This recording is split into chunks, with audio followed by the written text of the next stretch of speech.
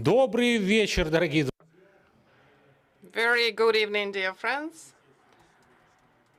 I am delighted to start the last session of our day. It's 8 p.m. Nur Sultan time. I think it's the second source of energy that's open within our participants. The hall full of professionals. We have a great panel sessions dedicated to data-driven economy. I will repeat the joke. Data is another oil, and I guess everyone thought that it's oil that's being given for free. Unfortunately, no oil is given for free here, but we can understand the pathway of data policy in Kazakhstan, where we can use big data already today.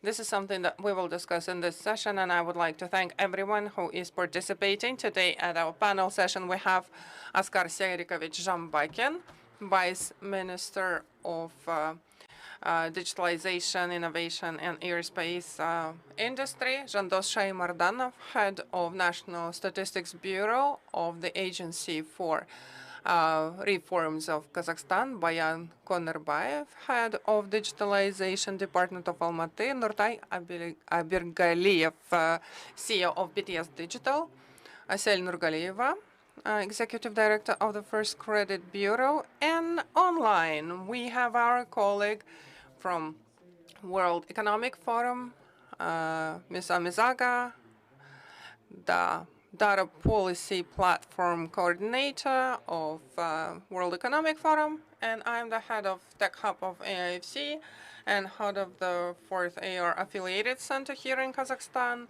Happy to welcome you. Let me not start with the banalities.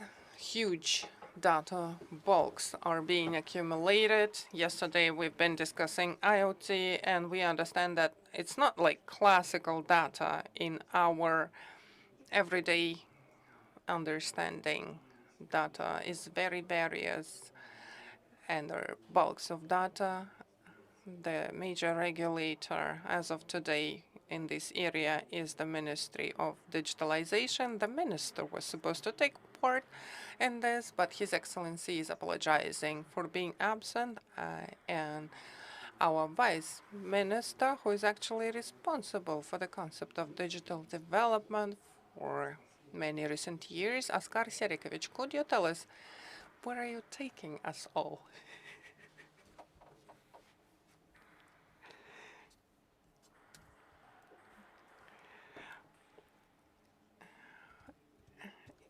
Talking about data-driven government, we know that this issue has been on the agenda for years.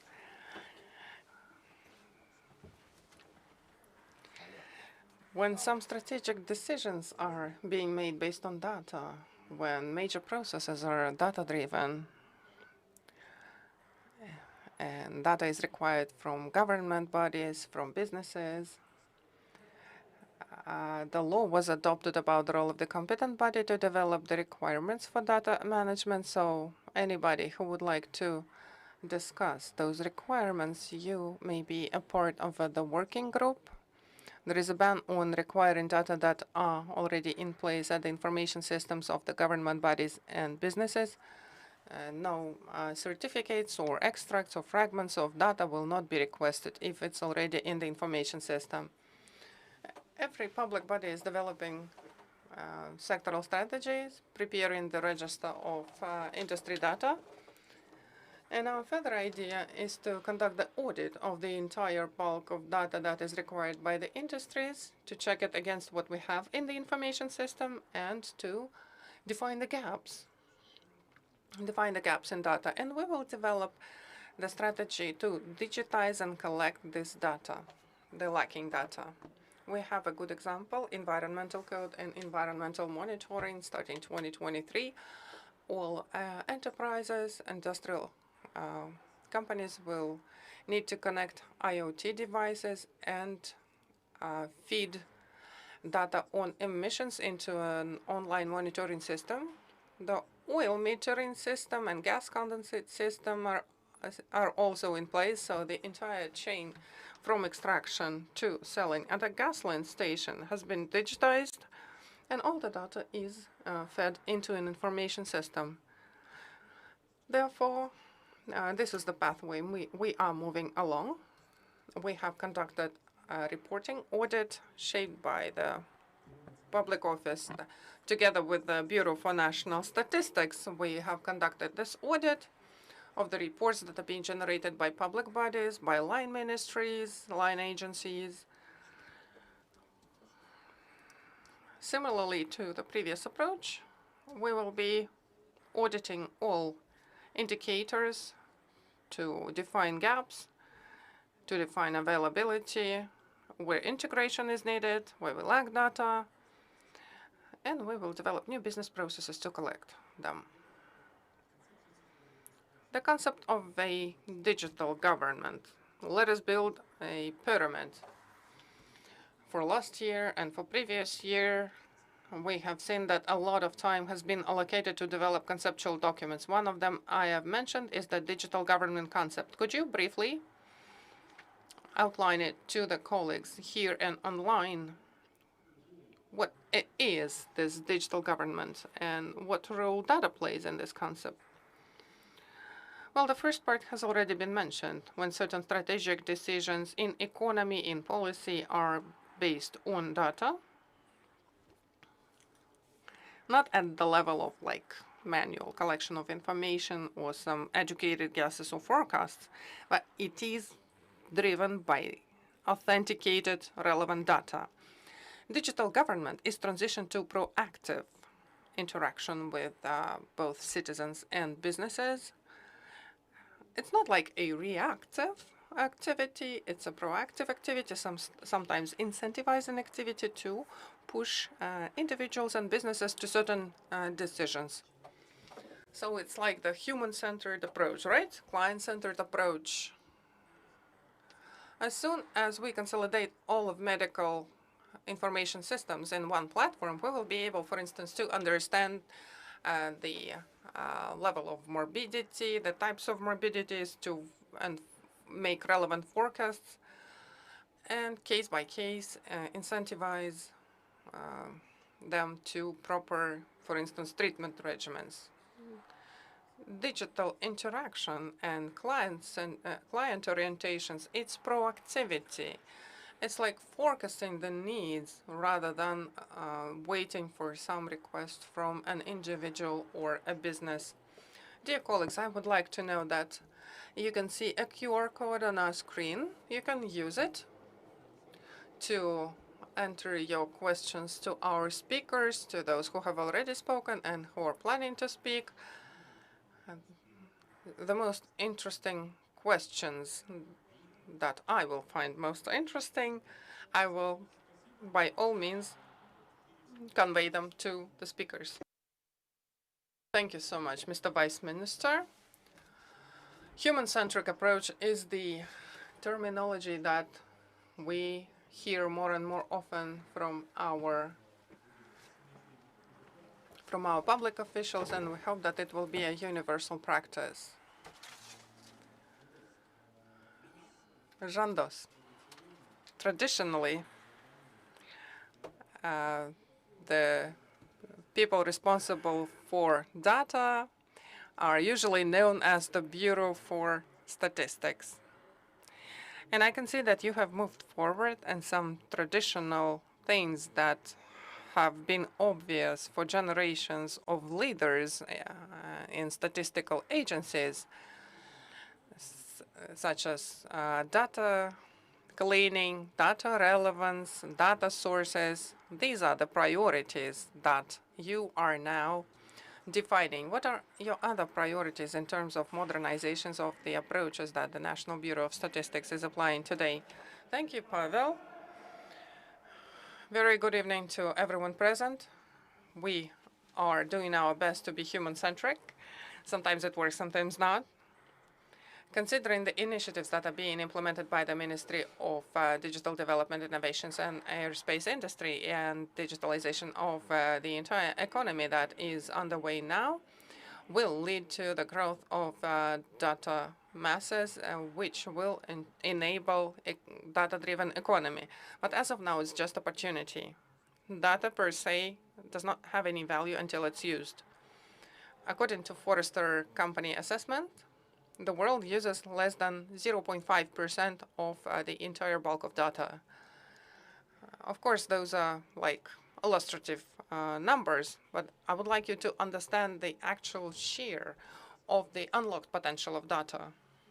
Can you imagine if we take this 0.5% to 1%, 2%, 10%, let's say? In this case, there will be a structural shift in the entire economy. There will be new economic drivers. The data will become, in its turn, the factors of performance, along with such traditional factors as labor, as capital, technology. So what do we do to make it happen? What do we do to unlock this potential? There are three pathways, three avenues. First of all, the target data architecture. Thanks to the work that the ministry is conducting, we have an opportunity to integrate with a variety of information systems of our public bodies. But at this stage, we're also facing certain challenges. Information systems of public bodies contain fragmented data, reference books, no description of metadata, no format logical controls. And we face those issues every day, and we would like to dedicate some time to their solution. The more dirty, unstructured data we accumulate, the more problems there would be for potential data users. In case you ask me, in case you ask data analysts what they do most of the time, I'm sure you will hear unanimous answer. We are cleaning and normalizing the data. This is the huge problem that actually limits mass application of data.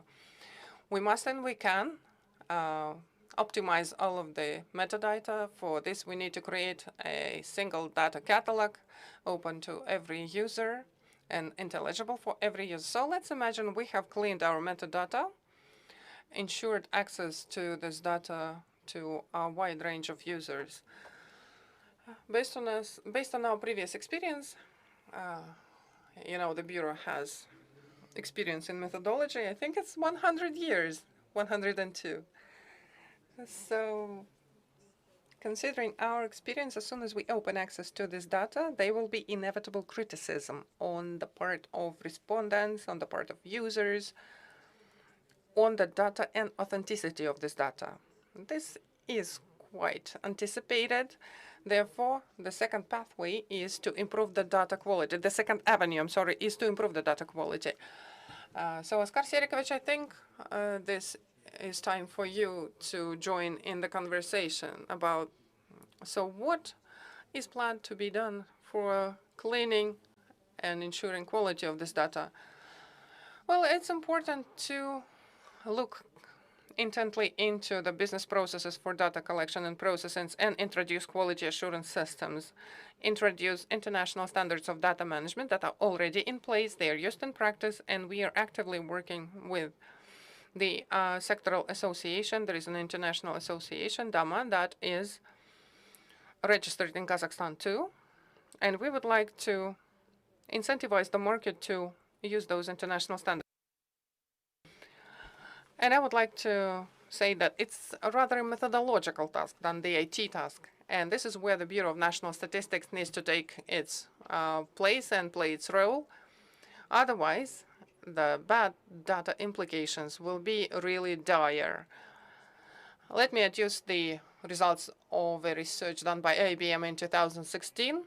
They researched the influence of bad data on U.S. economy, and according to their assessment, the low quality of data makes U.S. economy lose about $3.1 trillion annually, which are colossal losses. According to data analysts, garbage in, garbage out. So in our new ecosystem of data, it is the trust and quality on the part of users that we are aspiring for. And our third avenue is implementing or introducing the culture of data management. To single out the value of data, we must ensure full coverage of this data. For this, we are planning to develop and disseminate mass open online courses on data processing that would ensure among wider public the understanding of work principles and the proper interpretation of data. Further, we are planning to apply those courses for not only public officials, first of all, of course, for the Bureau of National Statistics, so we want to make a bridge between this data literacy to further career promotion of public officials. And that would improve, we are sure, at both individual and government level, the quality of decision making. Coming back to some questions, we might receive more information about approaches and initiatives. Career promotion is quite an interesting factor, although you didn't talk about it a lot. In the public service, people must have motivation to work properly with data, to clean the data. Oskar, a couple of comments. What to do to improve the quality of data? Last year, we had a survey of 120 key databases. We prepared a data catalog, and currently we are compiling the list of requirements imposed on the data banks. And as Jean-Dos has said, data comes from business processes. The person who is inputting the data initially assumes responsibility for the cleanliness and for the cleanliness of the data. So basically, those requirements shall be provided for in special documents governing the data management. Okay, maybe in this case, Carla, maybe you can tell us from the standpoint of the Global Economic Forum, you monitor various approaches practiced in various countries. So who is succeeding, who is not succeeding, who would you advise us to pay attention to? What are the typical problems that countries encounter regardless their geography, and how do we struggle those problems? Thank you very much. Greetings from San Francisco, California in the US. Thank you very much for the opportunity to be part of this panel, and apologies that I could not be there in person. And thanks for the question too. It's a great question. And to start with the answer, I would like to highlight the importance of remembering the dual nature of data.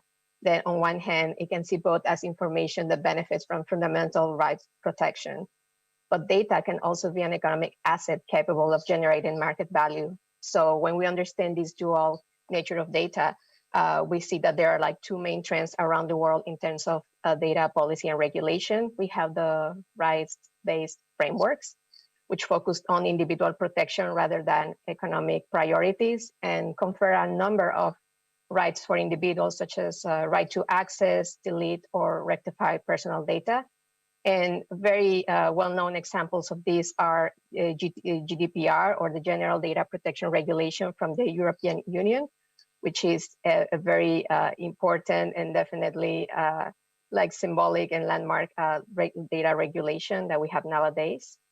And on the other hand, we find the market-oriented data regulation frameworks, which also address data protection, but focus more on improving the movement of data between organizations to facilitate trade and economic cooperation. And some examples of the market-oriented frameworks are the OECD Privacy Guidelines, the Asia-Pacific Economic Cooperation Privacy Framework, and the Association of Southeast Asian Nations Privacy Framework. And I wanted to start this conversation describing these two main trends, because even though in reality we don't see this dichotomy so marked, it is important to understand the data can be both protected, but also that can be exploited for market purposes.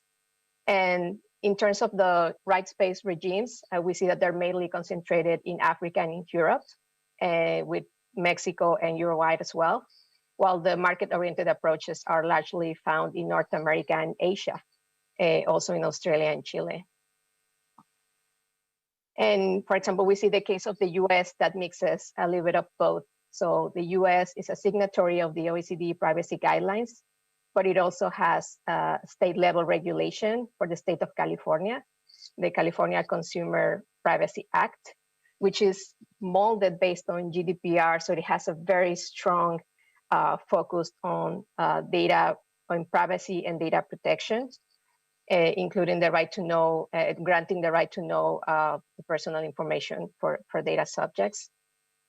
And in terms of best practices and trends that we have observed and that we recommend countries to account for, one is something that we find in GDPR, which is clear definitions of all the concepts and all the actors and elements involved in data sharing and data, in general, the data process as a whole. So definitions such as personal data, pseudonymization, who's the controller, who's the processor, what's consent.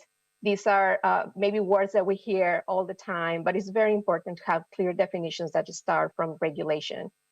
And in terms of consent, well, we have seen that it's can be tricky to really put it in practice. If we start with a good definition, that can help definitely guide us to make consent happen. And consent, as we know, should be freely given, specific, informed, and unambiguous. And it should come from a very clear affirmation from the data subject that they authorized a third party or a company to use his or her data. Another important element I would like to highlight, and this is also from GDPR, is the series of rights that it grants to data subjects. A right to access, to be informed, for rectification, the right to be forgotten or erasure of the information, data portability, the right to not be subject to automated processing, which is something that is becoming more common nowadays with the big data and AI-enabled decision-making systems, the right to object, and the right to restrict processing. So these are two elements that are present in GDPR that are very important to consider while enacting a new data regulation. Another important element is to understand the difference between right to privacy and data protection. A right to privacy is a right that is a fundamental right, and that is granted in GDPR and in many data regulations. Whereas data privacy focuses more on the enabling of data to be processed by another actor, and making sure that data protection is in place, but at the same time allows subjects to potentially have property rights on their data and put the data on the market and get the advantages of it. It's a conversation that we should have. It's somewhat, sometimes a little bit controversial to talk about data property rights because there is a market that has a lot of concentration and is not necessarily competitive. So sometimes thinking about the subjects dealing with their data in this market could lead to uneven benefits. But in the end, it's better for the subject to be able to control this data and market it as he or she wishes versus having the status quo, which is that companies are just setting the prices and setting the rules on how this data is marketed. Another important element that we should take into account is the existence of data trusts and data intermediaries. So in these cases where we have people that maybe have low data literacy or low digital or data agency, these trusts and intermediaries can act on behalf of people or groups to really make sure that the rights and the privacy are protected and data is handled securely, but at the same time allow data to be shared. So it's a more secure way to ensure that data can be shared while preserving the privacy. Other elements that should be taken into account and we have observed our best practices are the inclusion in the regulations around new data sources. So we're dealing with many new or non-traditional data sources such as satellite imagery, data from IoT devices, blockchain, mobile phone technology. So all this data, these different kinds of data, especially the data from IoT, which is like constantly being collected and sometimes without people really being aware of. These regulations should also be included in the data frameworks. And one good example about how we can regulate and at the same time allow for more, like take advantage of these increasing amounts of IoT data that is being generated comes from the new European Union Data Act that I invite you all to check, that it allows or is promoting greater and more seamless access to IoT data and industry-generated data across European Union. Спасибо, Карла. Быстрый такой вопрос. Thank you very much, Carla. I have a prompt question. In analyzing the global experience, we have built up such an impression that there are some universal approaches to the big data policy, and each country has such an approach. I might be exaggerating a little bit, but in your view, how much time does it take to implement the process from A to Z? I mean, to compile some sort of a country strategy for big data management. It should definitely not take as much time as it used to, because we have a lot of examples in different cases around the world that can serve as a stepping stone, and then countries can go from there. There is no like one single type of regulation that would fit all countries, because each country has its own very specific state needs. However, I address some of the main recommendations that we have in terms of like data regulation. And another important point that I would add is the considerations of algorithm regulation as well, because as we see that increasing volumes of data are being collected both from private and public sector, and sometimes these actors just want to use the data but don't know how to do it. It's very important to always think about the new AI and machine learning enabled systems and make sure that they're use data responsibly and with purpose. So before even like jumping into using a method or trying to come up with a model, we should always ask ourselves, like, what's the question that I'm willing to answer, and what's the problem that I want to solve with data? So that's a very fundamental question that I would invite everyone to always like start with. Спасибо. Before yeah. От тебя лишь хочу добавить, что мы как Thank you very much. I just want to add that today we have the fourth industrial revolution. We got experts like Carla, people ready to give us the integrated picture for us to take advantage of. I'm most certain that it will be of use for Kazakhstan in future. Now I'm addressing the two speakers who are active users of data. They represent big companies with great experience and high reputation. Nurtai, you have a lot of digital systemic projects implemented, and they say that sometimes you copy and paste some governmental models, but still you have big systemic projects, some elephant projects. You are assisting the government in implementing social responsibility initiatives, so probably you are aware of various problems that may be encountered in the course of implementation. Maybe you can share some information. Good afternoon, everybody. Pavel, thank you very much for interesting question. I would like to start from telling that the mission of the company is to implement by means of technology, data technology, to implement the projects aimed at social improvements. As Carla has already said, we see the clear value, and the value is in higher transparency, higher transactional purity of all the data present in our life, our capability to identify certain patterns to which we need to react.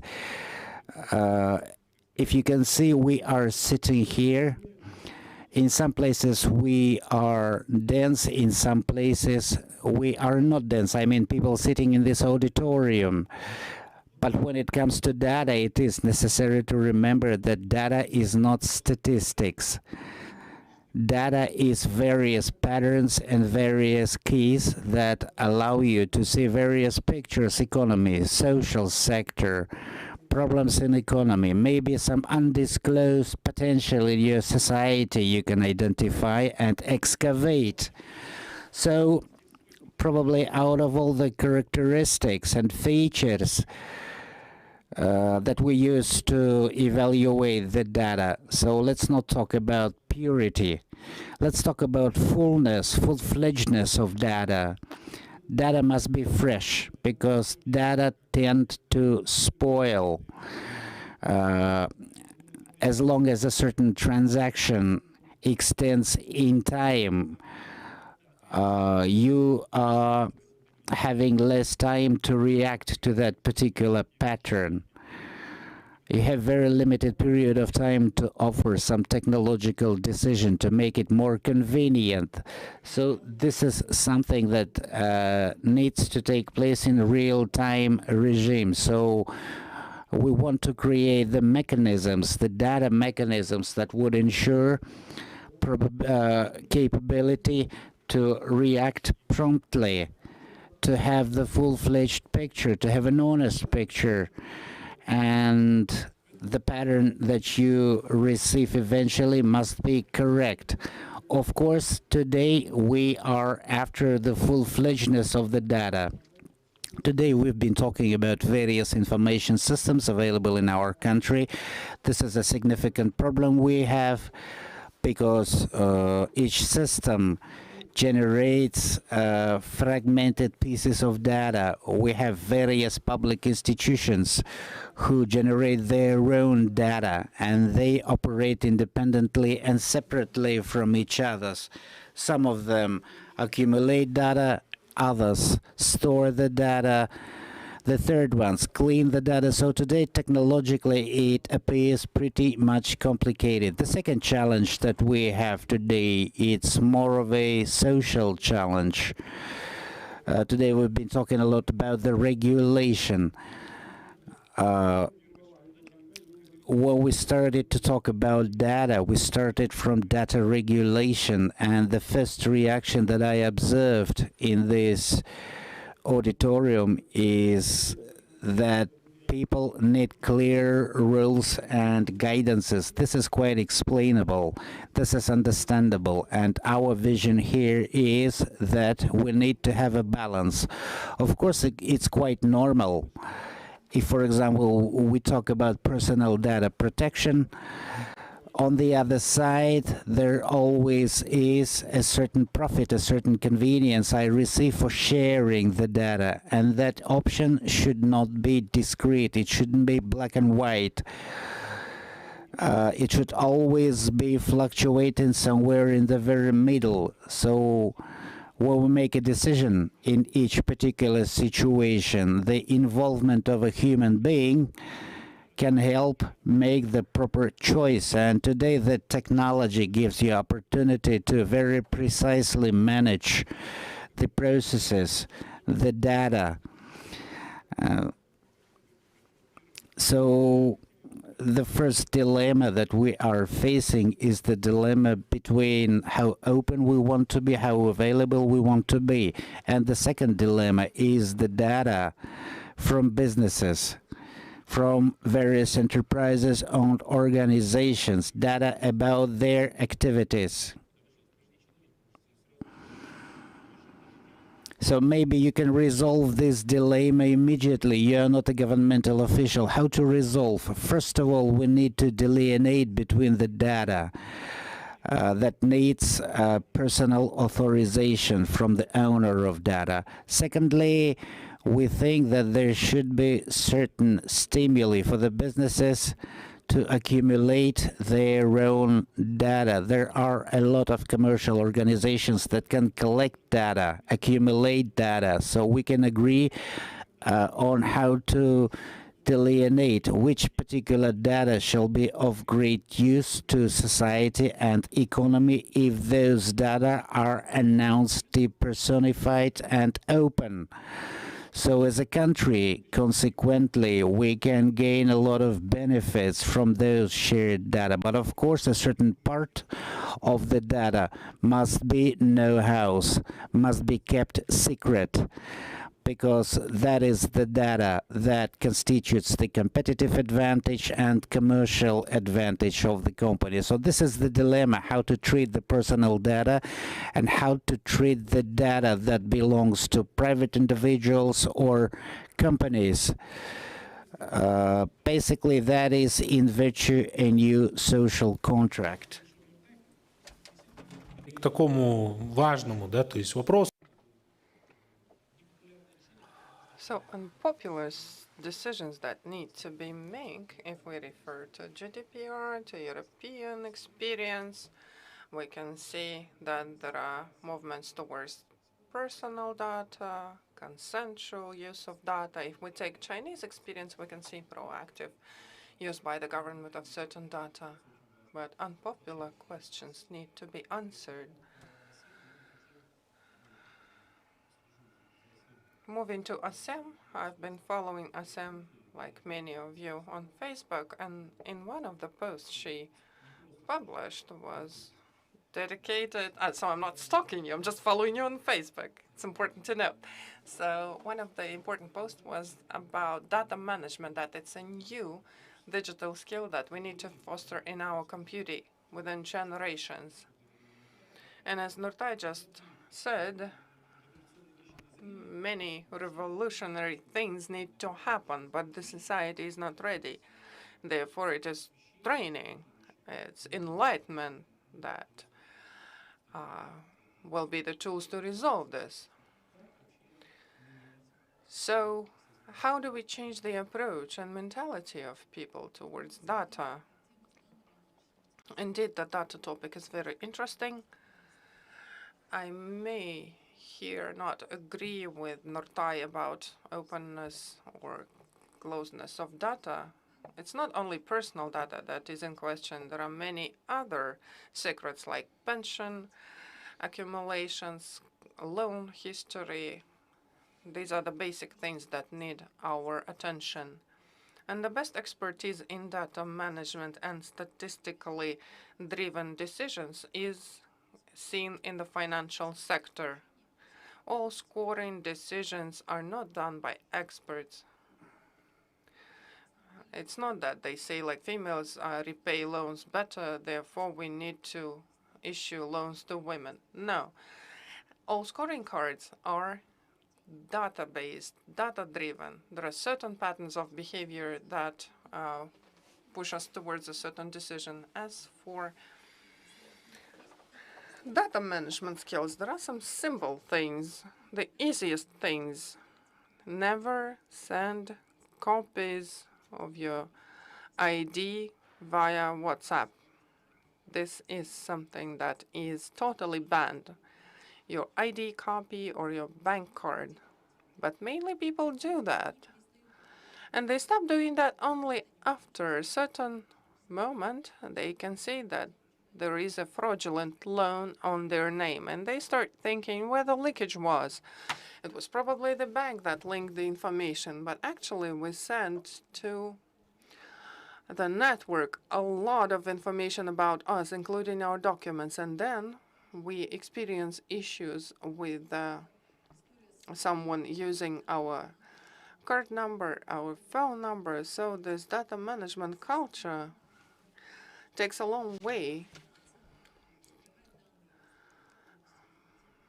We cannot fully close the data. Data is a personal asset, a personal tool. And if I can use this data to benefit from cheaper, faster, efficient processes, better percentage rate, better offers, I can use this data for my purposes. In all other cases, I can just revoke access to this data and so on. So, roughly saying, it's a personal asset that you need to take care of. without allowing third parties to access this data. At the regulatory level, we just need rules. Data for business. Everybody understands why we deal with this issue.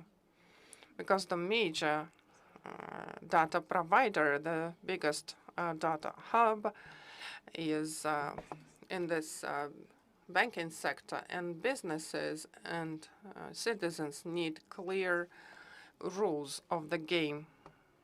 The level of data cleanliness, the quality of data. There are GDPR regulations, and we on our side need some clear mechanisms of data protection and some clear guidelines on data. There are many data categories that need to be open, need to be accessible.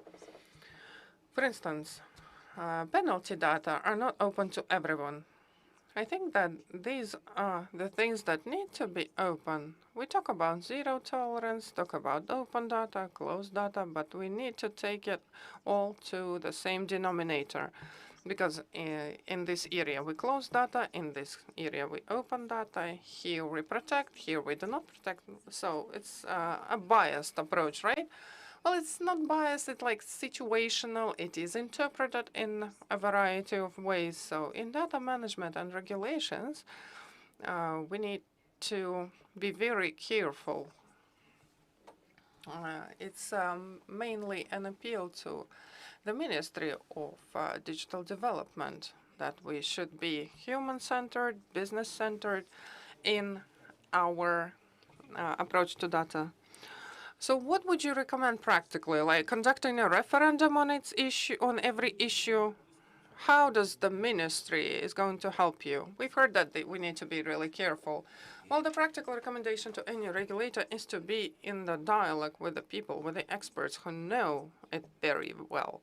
If you are shaping some regulations, let us discuss them. If you are preparing a service to protect personal data, let us discuss how it must look methodologically, structurally, technically, and so on. Then it will be a dialogue, and then there will be proper decisions. And Bayan Konarbayev is our dessert because I think he is actually in the middle of the cases coming from our public bodies, regulatory issues, and many implemented projects, including the single city data storage and so on.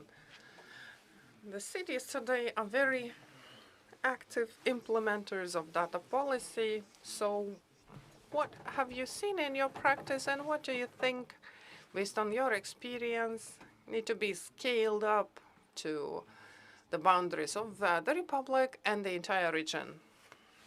Thank you, Pavel. I would like to emphasize here Žantos's words that data has no value if you don't use it. There are statistics and basic dynamic indicators. If you don't use data, you lose every day the value of this data. It's important to understand it, because when we move along the regulatory line like GDPR or some other regulations, we limit the use of data.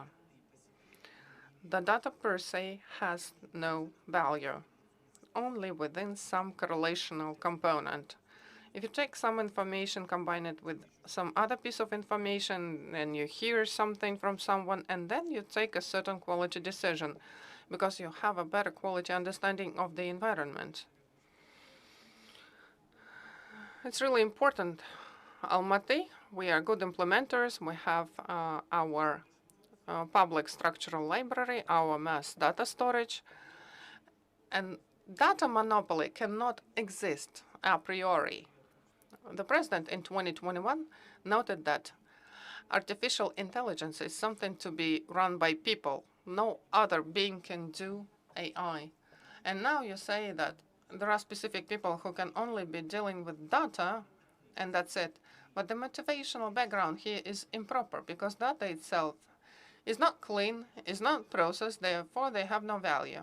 Our city-level task was to properly aggregate our indicate for data. And formulate the rules of the game so that every participant would benefit from taking part in the overall project of data management. Of course, if we are a hub for data and all data comes through us and the city is not just like a transmission means, but the only source of truth, because we talk about the presence of many databases that are not always validated. But on the other hand, we have a city hub which processes all data and kind of stamps it as quality data, validated data, and this raises the trust towards the city. So the city would use this data to record some information about social support, financial support, and that is a good benefit for all stakeholders. Therefore, the idea always correlates with some platform instrument that must be logically structured and designed, and there must be rules of the game. Rules of data management, because without it, we will lose the coherence and logic. I will echo the last comment on the rules of the game. Actually, this is why we work on the data concept.